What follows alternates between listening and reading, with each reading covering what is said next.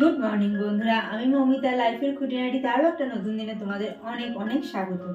তো চলো, আমি আমার ডেইলি রুটিনে লেগে পড়েছি। তো বেশ দুদিন তো পিকনিক হলো, তারপরে একটু এদিক ওদিক যাওয়া টাওয়া হলো। তো মোটামুটি ভালোভাবে তো দিনগুলো কাটবে। শীতের এই ডিসেম্বর থেকে জানুয়ারি পর্যন্ত মোটামুটি এই শীতের যে মৌসুমটা আছে, এটাকে তো আমরা খুব ভালোভাবেই এনজয় করি। যে যেভাবে পারি এদিক ওদিক ঘুরে ফিরে সময় কাটাই, তাই না?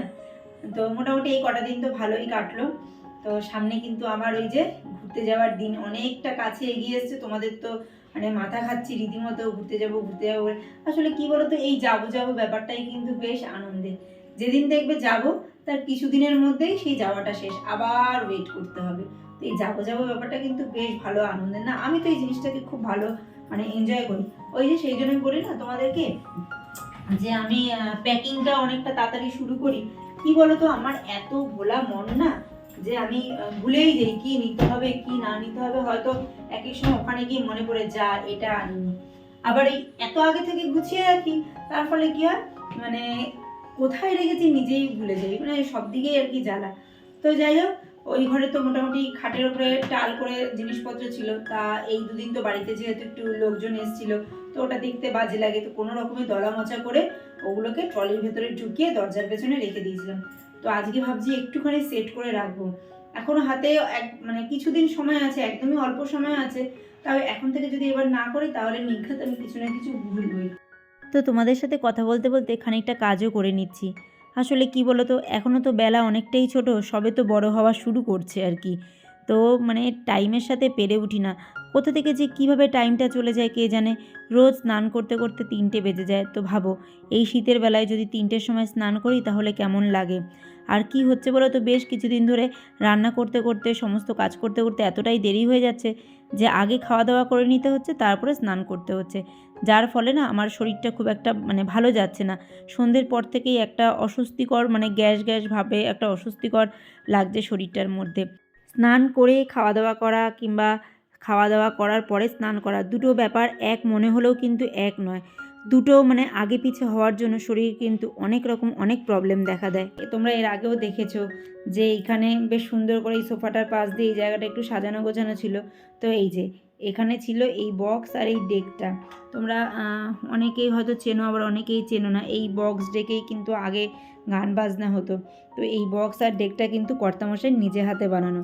তো সেদিনকার পিকনিকের জন্য এটাকে খুলে ওপরে নিয়ে যাওয়া হয়েছে। তো এটা তো এখন আর সেরকমভাবে ইউজ হয় না, কিন্তু এটাকে আমি কোনো মানে যে মানে কি বলবো বেচা কেনার জিনিস সেই সমস্ত জায়গাতেও রাখবো না, কারণ এটা আমার কর্তামশাইয়ের বানানো প্রথম হাতের জিনিস, আর খুবই একটা শখের জিনিস আর স্মৃতির জিনিস।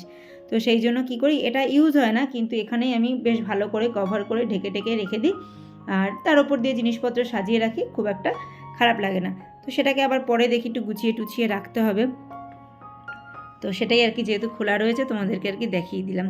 এখানে আগে এরকম দেখো, মানে দাঁড়াও, এই যে এখানে যে দেখতে পাচ্ছ না, এখানে সুইচগুলোকে এখন চেঞ্জ করে দিয়েছে। এখানে আগে ছিল এই যে পার্টটা, এই পার্টটা এই যে ক্যাসেট দিয়ে ইউজ করার জন্য। আর এগুলো বিভিন্ন FM আছে, তারপরে জ্যাক দিয়ে, এখন তো এই যে জ্যাক সিস্টেম আছে, এরকম জ্যাক দিয়ে মোবাইলের সাথে করা যায়। টোটালি জিনিসটা কর্তামশাইয়ের এই যে বক্সগুলো, এই বক্স আর এটাকে ডেক বলে, এই টোটালি জিনিসটা কর্তামশাই নিজে হাতে বানিয়েছে। ও এই সমস্ত কাজ জানে। তো সেটাই আর কি মানে খুবই একটা শখের জিনিস। তো এটাকে কোনো সময় আর কি আমি নষ্ট হতে দেবো না। এটা চলে কিন্তু ইউজ কম হয়, কারণ এখন তো অন্য সাউন্ড সিস্টেম রয়েছে, সেটাই ইউজ হয়। তো এটা কম ইউজ হয়। এর আগেও তোমাদেরকে বলেছি শীতকাল আমার ভীষণ ভালো লাগে, সত্যিই ভালো লাগে, কিন্তু শীতকালে কাজের পরিমাণ অনেকাংশে বেড়ে যায়। এই যে দেখো, এই কার্পেটটা তোলা, ভাঁজ করা, আবার ঘর দুয়ার মুছে এটাকে পাতা, তারপরে দুনিয়া জামা কাপড় মানে এখানে ঝুলছে ওখানে ঝুলছে, সেগুলোকে গুছিয়ে রাখা, মানে যাচ্ছে তাই একটা অবস্থা হয়ে যায়। আর দেখবে গরমকালে দেখবে বাড়ি ঘর দুয়ারটা অনেকটা পরিষ্কার পরিচ্ছন্ন লাগে, কারণ হচ্ছে এই কম্বল জামা কাপড় এগুলো তো এদিক ওদিক ছড়িয়ে থাকে না, যার জন্য অনেকটা পরিষ্কার লাগে। আর শীতকালে মানে যতই তুমি গুছিয়ে রাখো না কেন, তাও জানি মনে হচ্ছে এখানে কিছু টাল হয়ে রয়েছে ওখানে কিছু। আর আমার তো এই দুদিন ধরে তো যেদিকেই তাকাচ্ছি সেদিকেই আমি জামা কাপড় চোখে দেখতে পাচ্ছি। এই যে দেখো, বিছানার উপরে কতগুলো জামা কাপড় রয়েছে, মানে চতুর্দিকে জামা কাপড়ের ছড়াছড়ি। আর এই যে এখানে এখন আসবাবপত্রগুলো মোছামুছি করছো দেখতে পাচ্ছ, ওই ঘর থেকে করে এসেছি, এখন এই ঘরটা পরিষ্কার করছি। এই বিছানা চাদরটা এখনও চেঞ্জ করিনি, আসলে এই ঘরে তো শোয়া বসা কিছুই হচ্ছে না, তো খুব একটা নোংরা হওয়ার কথা নয়, তো সেই জন্যই আর কি চেঞ্জ করিনি, একবারে ঘুরে ফিরে আসি তারপরেই চেঞ্জ করব। তো ওইদিকে ঘর দুয়ার মোটামুটি পরিষ্কার হয়ে গেছে, এবার এই টেবিলটা মুছে ফেলি। টেবিলটাও যেন এই কদিন ধরে খুব চিটচিটে হচ্ছে, ওই যে পিঠে পুলি এটা সেটা খাওয়া হচ্ছে আর সেই রস টসগুলো পড়ছে, মানে টেবিলটাও যদি একটু ভালো করে চেপে চেপে না মুছি তাহলে সেই চিটচিটে হয়ে যাচ্ছে। আর এই যে তোমাদেরকে বলছিলাম না যে সমস্ত জামাকাপড় ট্রলির মধ্যে করে দরজার পেছনে রেখে দিয়েছি, তো এই যে দেখো এই জামাকাপড়গুলো কিচ্ছু গোছগাছ করিনি, শুধু একটার সাথে মানে একটা ঢিপিয়ে ট্রলিটার মধ্যে জাস্ট আটকে আমি রেখে দিয়েছিলাম। আর ওই যে মেয়ে বসতে যাচ্ছিলো, তো মেয়েকে বললাম তুই ওঠ, তুই না উঠলে আমি ট্রলিটা রাখবো কী করে, আমি প্যাকিং করব, ও দেখবে, এটাই ওর আনন্দ। তাড়াতাড়ি করে পড়াশোনা করে চলে এসেছে, বলছে দাঁড়াও আমি আগে এই অঙ্কটা শেষ করে আসি, এসে এখানে বসি, তারপরে তুমি প্যাকিংটা শুরু করো। আর মেয়ে সমানে বলেই যাচ্ছে তোমার প্যাকিং করেও কি লাভ, তুমি তো এই প্যাকিং আবার খুলবে আবার করবে। এটা আমার একটা খুব বাজে হ্যাবিট, জানো তো। আমি একবার গোছানোর পরেও আমার ঠিক মনের মতো হয় না, আমি সেকেন্ডবার আবার ওটাকে খুলে আবার গোছাই। তোমাদের কি কারো মানে এমন অভ্যেস আছে নাকি জানিও তো, নাকি আমার এই বদ অভ্যেসটা আছে।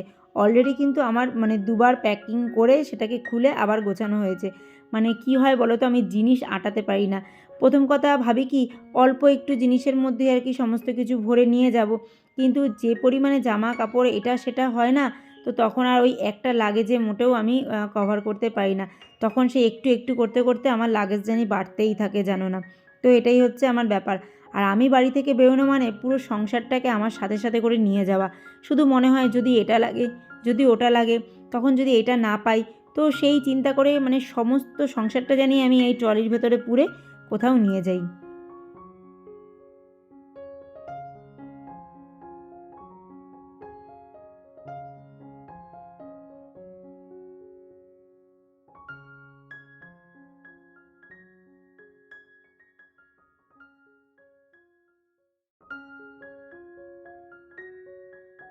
তো দেখতেই পেলে ইলেকট্রিক কেটলিটাকেও সাথে নিয়েছি। আমি জানি ওখানে গরম জলের ব্যবস্থা কিন্তু পাবো আমি, তাও যদি গরম জল না পাই, আমার মেয়েটা তো ঠিকমতো জল খেতে পারবে না, জল না খেতে পারলে গ্যাসের একটা প্রবলেম হবে, তো সেই চিন্তা করে কেটলিটা আমি সাথে নিলাম। আমি কিন্তু জানি ওখানে গরম জলের ব্যবস্থা আছে, তাও আর কি। তো বন্ধুরা চলে এসেছি রান্নাঘরে, এই যে এখানে ভাত হয়ে গেছে, এই যে বেগুন খানিকটা ভেজেছি, খানিকটা কড়াইতে রয়েছে, আর করব হচ্ছে এই যে পনির, আজকে একটু পনির করব। আর সেদিন যে পিকনিক করা হয়েছে, সেদিন মানে 25 তারিখের পিকনিকের খানিকটা এই যে আদা রসুন বাটা রয়েছে, আমার খানিকটা কাজ কমে গেছে, এইটুকু বাটা বেঁচে গেছিল, তো ওই দিয়ে ভাবলাম আজকে একটু পনির করে নিই। তো ওইদিকে খানিকটা জামা কাপড় গোছালাম, গুছিয়ে তারপরে মেয়েকে নিয়ে গেলাম ছাদে, ছাদে গিয়ে মাথাটা ঘষিয়ে নিয়ে আসলাম। আসলে ওই যে শীতকাল হলে না মানে খুব আলিশিতে ধরে এই মাথা ঘষতে, তো ভাবলাম যে না অনেক দিন হয়ে গেছে ওর মাথাটা ঘষানো হচ্ছে না, আজ করবো কাল করবো করতে করতে অনেকটাই বেলা হয়ে যাচ্ছে, তো সেই জন্য মাথাটা ঘষিয়ে ওকে স্নানে পাঠালাম, ও গেছে স্নান করতে, আমি এদিকে বেগুন ভাজাটা আর এই পনিরটা করবো আজ। ওই যে 2 পদে রান্না করি, খুব বেশি তো রান্না নেই। তো ভাত হয়ে গেছে। ও আরেকটা জিনিস, এই যে দেখো টমেটো চাটনি করব, কারণ টমেটো রয়েছে, ওর বাবা একটু চাটনি খেতে ভালোবাসে, তো সেই জন্য একটু চাটনি করব। এখনো ঘর ঝাড় দেওয়া হয়নি, ঘর মোছা হয়নি, ওইদিকে আগে কোনো কাজ হয়নি। একটা এক্সট্রা কাজ করতে গেলে তখন দেখবে অন্যান্য রেগুলারের যে কাজগুলো সেগুলো কোথাও না কোথাও একটুখানি খামতি পড়ে যায়।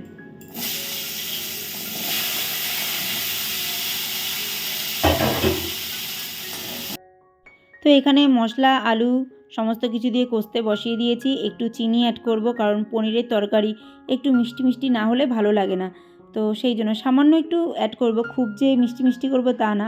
আর এমনিও একটু মিষ্টি দিতেই হয়, তা না হলে না নুন চিনির যে ব্যালেন্সটা কোনোটাতেই আসে না, তো সেই জন্যই আর কি। তো মিষ্টিটা দেওয়া হয়ে গেছে, মোটামুটি ভালোভাবে এটা কষেও গেছে, এবার এখানে একটু জল অ্যাড করে দেবো। খুব বেশি ঝোলঝোলও রাখবো না, আবার একদম গামাখাও রাখবো না, একবেলার মতনই করছি, তো ওই আর কি মোটামুটি একটু ঝোলঝোল রাখবো, রেখে নামিয়ে দেবো। তো এবার পনিরটা এখানে অ্যাড করে দিই।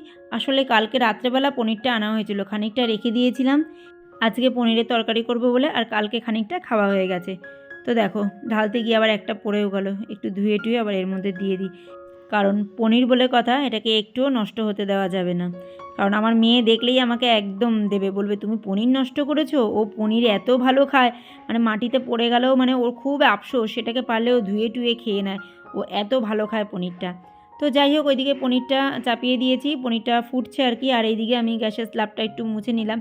আর ওই যে দেখতে পেলে চিনির শিরা রয়েছে, এই চিনির শিরা দিয়েই আজকে চাটনিটা করব। তো এইগুলো সেই পিকনিকের শিরাটা ফেলে দেবো, তো ভাবলাম না একটু চাটনি করে নিই। তো ওইদিকে পনিরটা বসানো, এদিকে তো ভাত বেগুন ভাজা আমার হয়ে গেছে। তো টমেটোটাকে একটু ভালো করে কেটে একটু নুন দিয়ে মাখিয়ে রেখে দিই, মানে যতক্ষণে পনিরটা হবে ততক্ষণে আমার টমেটোটা নুন দেওয়ার জন্য একটু মজে আসবে। এই জিনিসটা মাঠ থেকে দেখে শিখেছি আর কি। মা এরকম চাটনি করার আগে একবারে নুন টুন দিয়ে মেখে টেখে তারপরে বসিয়ে দিত। তাহলে কি হয় দেখেছি, বেশ টমেটোটা তাড়াতাড়ি ভালোভাবে আর কি মজে আসে, আর সময়টাও অনেকটা কম লাগে। তো এই যে দেখো, নুন দিয়ে একটু ভালো করে চটকে মেখে রেখে দেবো, তারপরে পনিরটা নামিয়ে টমেটোটা দিয়ে মানে চাটনিটা করে ফেলবো। তো টমেটোটা ওইদিকে রেডি করে রেখে কিন্তু আমি চলে গেছিলাম ঘরটা ঝাড় দিতে। ঘরটার ঝাড় দিয়ে এসে দেখি আমার এইদিকে পনিরের তরকারিও একদম রেডি হয়ে গেছে। তো চলো তরকারিটা নামিয়ে এরপরে চাটনিটা বসাবো।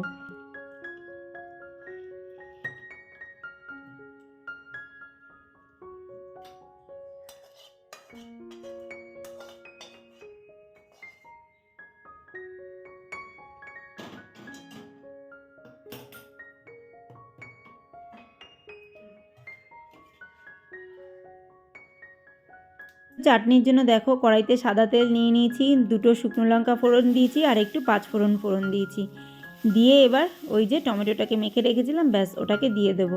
বেশিক্ষণ লাগে না, এইভাবে চাটনি করলে আমি দেখেছি খুব অল্প সময়ের মধ্যেই চাটনিটা হয়ে যায়। যেহেতু একটু আগে থেকে টমেটোটা নুন দিয়ে মাখিয়ে রাখার জন্য মজে যায়, তো সেই জন্য কড়াইতে দেওয়ার বেশিক্ষণ লাগে না, একদম অল্প সময়ের মধ্যেই টমেটোটা মজে আসে, আর ব্যাস চিনি দিয়ে দিলেই তো হয়ে গেল। তো এইদিকে টমেটোটা যতক্ষণে মজছে ততক্ষণে ভাবলাম চলো এইদিকে আমি বাসনগুলো মেজে নিই। খুব বেশি বাসন নেই, অল্প কটাই বাসন আছে, তাও ভাবলাম মেজে নিই। তো দেখো এই কটা বাসন মাজতে মাজতে কিন্তু আমার এদিকে একদম টমেটোটা আর কি সেদ্ধ হয়ে গেছে। তো এখানে দেখো শিরাটা দিয়ে দিলাম। আমি এরকম চিনির শিরা দিয়ে না এই ফার্স্ট আর কি চাটনি করছি, এরকমভাবে কিন্তু কোনোদিনও করি না আর কি শিরা দিয়ে, চিনি দিয়ে করি। তবে করে দেখলাম বেশ ভালোই হয়েছে, মানে চাটনির যেই আঠা আঠা ভাবটা মানে এত সুন্দর হয়েছে, মানে খুব সুন্দর হয়েছিল চাটনিটা। তো দেখতেই পাচ্ছ আর বুঝতেই পারছো কতটা সুন্দর হয়েছে, যেমন কালারটাও এসছে বেশ সুন্দর, আর তেমন খেতেও খুব টেস্ট হয়েছিল চাটনিটা। তো যাই হোক, এদিকে চাটনিটা আমার কমপ্লিট হয়ে গেছে। এবার গ্যাস ট্যাস মুছে স্নানটা করতে যাব, তাহলে এই দিকের কাজ মোটামুটি কমপ্লিট হয়।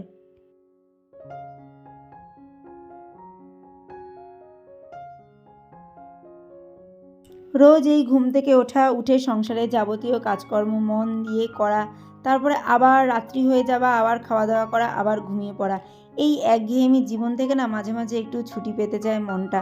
তো সেই জন্যই আমি সবসময় মানে সবাইকে বলি আর নিজেও এটা মেনে চলি যে যখনই কোথাও ঘুরতে যাওয়ার সুযোগ আসবে না, তখন কোনো দিকে কোনো কিছু চিন্তা না করে বেরিয়ে পড়তে হবে।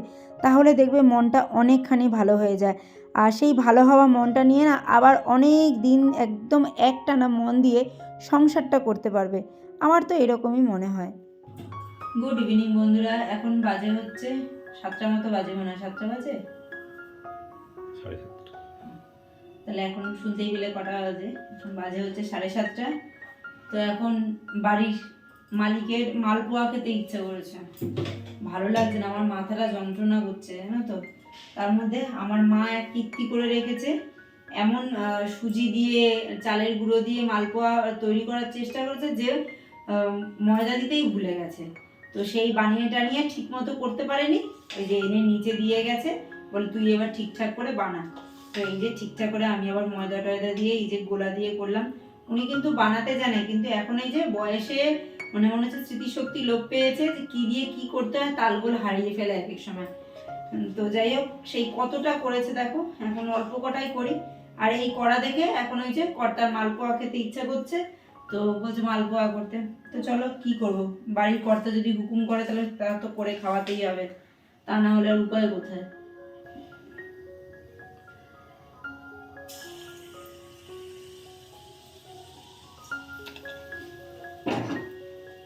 বানিয়েছ দেখে ওটাকে ঢাকা দিয়ে, যেরকম বলেছো বানাতেই দেবো না। দেখো তোমাকে আমি তোমাদেরকে বলেছি তো কর্তামশাই হুকুমে মালপোয়া হচ্ছে, তাই কর্তামশাই একটু গোসা হয়েছে। তো সেই জন্যই বলছে যে ওই একটাই করবে, আর করবে না। তো দেখো কি সুন্দর ফুলেছে। আমার কাছে একজন কিন্তু কমেন্ট করেছিলে যে এইটা মালপোয়ার ঠিক পরিমাণটা কিভাবে কি দিয়ে করতে হয়, সেই রেসিপিটা যখন মানে করে যেতে তোমাদেরকে আর কি আমি দেখাই, কিন্তু এটা আমি এখনো পুরোপুরি আর কি নিজে হাতে রেডি করিনি, তো সেই জন্য আর কি রেসিপিটা তোমাদেরকে দেখাতে পারলাম না। এরপরে যখন করব তখন অবশ্যই দেখাবো যে কতটা মাপ দিয়ে কিভাবে কি করতে হয়। আর বেসিক্যালি আমি সত্যি কথা এখন করতে করতে একটা আইডিয়া হয়ে গেছে, তো সেইভাবেই করি, যে এখনো সেই রকম যে একদম মাপ ঝোপ দিয়ে করি তা কিন্তু নয়। তবে হ্যাঁ, ও আমার কাছে জানতে চেয়েছে, তো আমি অবশ্যই মাপ ঝোপ দিয়ে করে দেখাবো যে কিভাবে কি করতে হয় না হয়।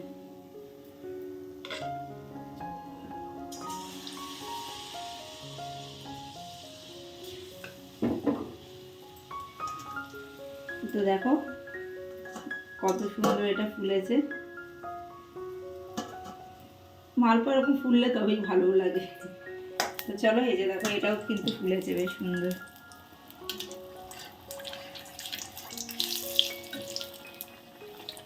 আসলে আমাদের এখানে চালের গুঁড়োগুলো এতটাই নরম হয় না, মানে নরম মানে কি মিহি হয়, মানে নরম বলতে মিহি হয় একদম, মানে আটা ময়দার মতো মিহি। তো মা ভেবেছে যে শুধু ওই চালের গুঁড়ো দিয়েই হয়ে যাবে, এবার চালের গুঁড়ো দিয়েছে, তার মধ্যে আবার সুজিও মিক্স করেছে, আর একটুও ময়দা টয়দা কিছু দেয়নি, তো যার জন্য মাঠটা এরকম মানে আমাদেরকে করে খাই যে কড়মড়ে কড়মড়ে হয়ে গেছে। তো সেটা খেতেও ভালো লাগছিল, একটা অন্য স্বাদের মনে হচ্ছিল। তো সেই আর কি। আর মার ওপরে ময়দা নেই, মা আটাই খায়, তো ময়দাটা নেই যে মানে দিয়ে আবার মিক্স করে করবে, তা আমাকে বলছে তোর নিচে ময়দা রয়েছে তুই দিয়ে রেডি করে নে, সেই আর কি। তো দেখো কথা বলতে বলতে এটা একটু বেশি লাল হয়ে গেল, লাল কি কালোই হয়ে গেছে।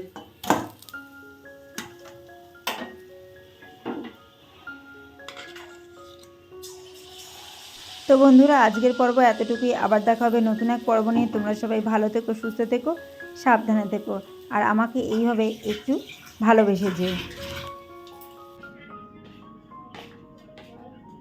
তো দেখো এই যে এতগুলো মালপোয়া ভাজলাম এখন দাঁড়িয়ে দাঁড়িয়ে।